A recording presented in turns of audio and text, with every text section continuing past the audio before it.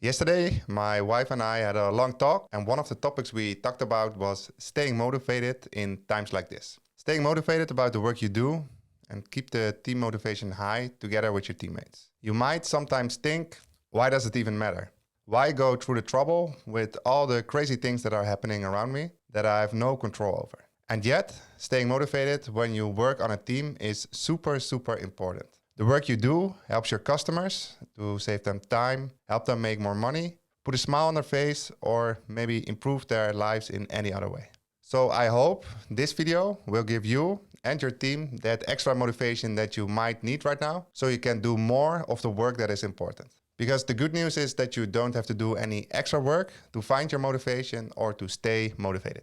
One of the best ways to stay motivated is to focus on the things that you can control. So I will explain that concept first before I show you a workshop format that will help you and your team to apply that principle on your daily work. But if you just want to start with the workshop, you can find the download link in the description below this video. Focusing on the things you can control comes from the book The 7 Habits of Highly Effective People from Stephen Covey. You have 3 circles: the circle of control, influence, and concern. And the main idea is that how much work you put into something is something that you can control. And that's the key to staying motivated. So focus on the circle of concern and circle of influence, because that's something you can directly impact. If you focus on solving the problems you can control or influence, one at a time, you will grow your circles, which will allow you to help yourself better, and because of that, more people around you. And the things that are of your concern, but that you cannot influence or control, are things that you should accept and adapt to, how difficult that sometimes may feel. Focus on growing your circles of control and influence, because that will increase your motivation, make you feel better, and it allows you to achieve more. And if this message resonates with you, then hit the like button below this video, because this will help to spread the word to more people who might be needing this right now. Now, let's connect this to your team. A great way to keep your team motivated is with short, frequent meetings called Agile Retrospectives.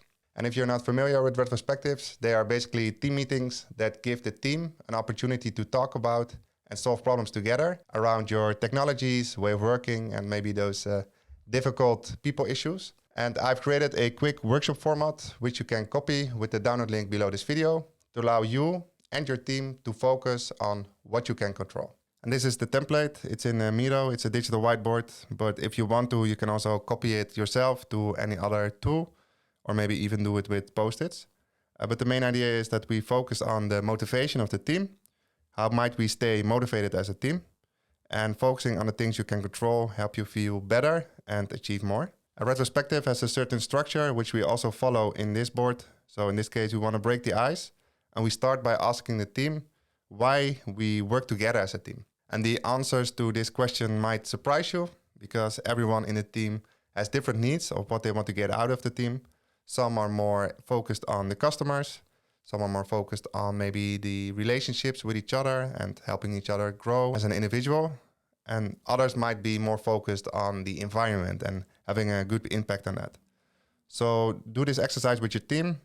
Give everyone the opportunity to write it down for themselves first in silence, then go through the answers one by one, because this will allow you to have a rich discussion about why you work together as a team. It also helps people to better understand each other, and it will help you feel more connected with each other. Then as a next step, explain the circle of influence to the team. So explain that the circle of control and the circle of influence is something that you can focus on and that you really can impact. And the circle of concern, that's something you cannot directly impact. So that's something that you should accept and adapt to, how difficult that sometimes may feel. So once you've introduced that circle, we go to the next step, which is to gather data. And this is simply 4 questions that the team will answer on the things they can directly impact. So this shifts the attention of the team to things that are really in their circle of influence, in the circle of control. And because of that, you will only talk about the things that you can directly influence as a team and be aligned on how you want to move forward from that moment. The first question is, how will we know we are successful in 3 months? So give everyone the opportunity to silently write all ideas down for themselves in the quadrants. 1 thought per sticky note.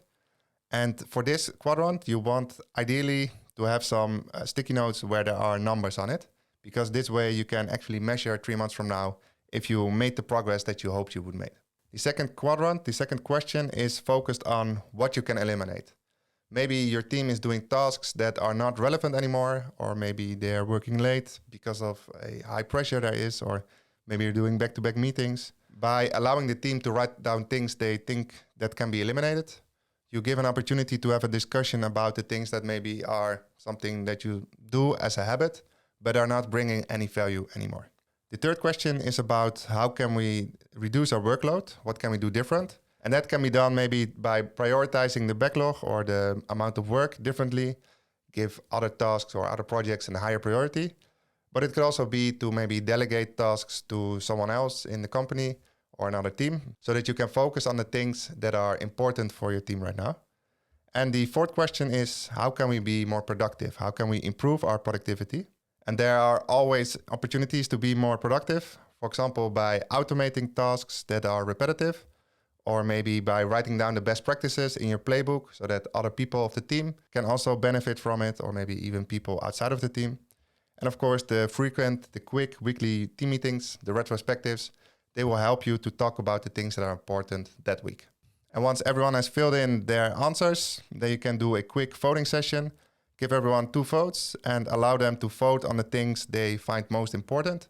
For example, in this case, maybe I find this one really important. And the topics with the most votes, these are the ones that you bring to the next exercise, which is called a lean coffee, which is basically a quick exercise you can do to talk about the topics that are most voted. You start with the one with the most votes. So in this case, this one had 2.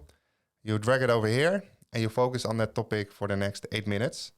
And once the time is up, or if you have the feeling that you can move forward to the next topic, you put up your thumbs. So yes, if you want to continue, or no, let's go to the next one.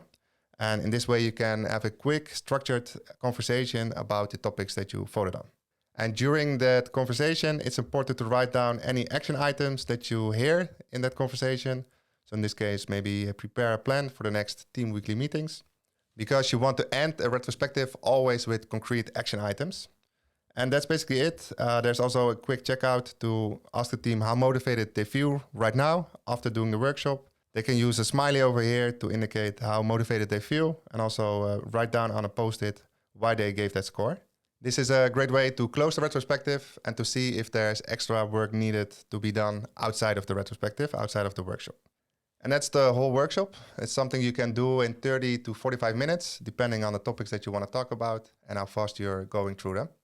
And if you're not doing so already, plan your short, frequent retrospectives with your team, because the longer the distance is between the team meetings, the more a team starts to drift off track. This right here is a YouTube playlist with all the videos that I made about retrospectives. It has more templates like the one you just saw, and lots of tips and tricks about helping your team being more productive. For example, there's this one about atomic habits, which helps you to improve 1% every day and be 37 times more productive 1 year from now.